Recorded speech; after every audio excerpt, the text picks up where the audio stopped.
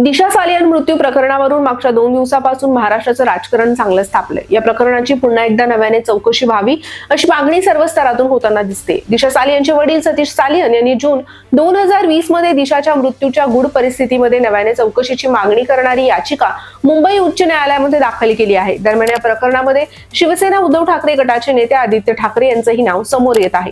दिशाच्या वडिलांनी याचिकेमध्ये आदित्य ठाकरेंविरोधात एफआयआर दाखल करण्याची आणि हा तपास सीबीआयकडे सोपवण्याची मागणी केली आहे। या मागणीमुळे सत्ताधारी विरोधकांमध्ये आरोप प्रत्यारोपाच्या फैऱ्या आता सुरू झाल्या आहेत।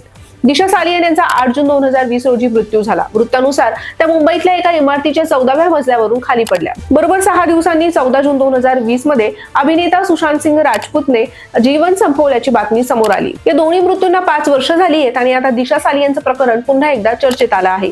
महाराष्ट्राचे मुख्यमंत्री देवेंद्र फडणवीस यांनी दिशाच्या मृत्यूची चौकशी करण्यासाठी एसआयटी स्थापन करण्याचे आदेश दिले आहेत। याशिवाय दिशाच्या वडिलांनीही मुंबई उच्च न्यायालयामध्ये धाव घेतली आहे आणि त्यांच्या मुलीच्या मृत्यूची नव्याने चौकशी करण्यात यावी अशी मागणी केली आहे। त्यांनी शिवसेना नेते आदित्य ठाकरे यांच्या विरुद्धही एफआयआर दाखल केलंय। दिशा सालियनने सुशांत सिंह राजपूत सोबत खूप जवळून काम केलंय। याशिवाय ती भारती सिंग आणि वरुण शर्माची मॅनेजर सुद्धा राहिली होती। त्याचवेळी सुशांतच्या मृत्यू प्रकरणामध्ये अडकलेल्या रिया चक्रवर्तीने 2020 मध्ये चौकशी दरम्यान दिशाबद्दल एक विधान केलं होतं। जेव्हा रिया चक्रवर्तीला विचारण्यात आलं की ती दिशाला कशी भेटली, तेव्हा तिने सांगितलं की ती सुशांतच्या माध्यमातूनच दिशाला भेटली। तिने सांगितलं सुशांतच्या घरी गेल्यावर एका औपचारिक भेटीमध्ये तिची दिशाशी भेट झाली आणि दिशा तिच्या टीमसह तिथे आधीच उपस्थित होती। याशिवाय ती बऱ्याच जाहिरातींच्या एजन्सी सोबत सुद्धा जोडली गेली होती।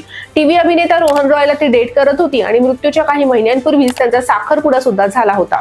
आता दिशा सालियनच्या वडिलांच्या जबाबानंतर या प्रकरणाची पुन्हा एकदा नव्याने चौकशी केली जाणार आहे। वडिलांच्या म्हणण्यानुसार त्यांच्या मुलीने जीवन संपवलं नाही तर हा एक सुनियोजित कट होता। अशा परिस्थितीमध्ये आता आदित्य ठाकरे यांच्या अडचणी मात्र वाढू शकतात।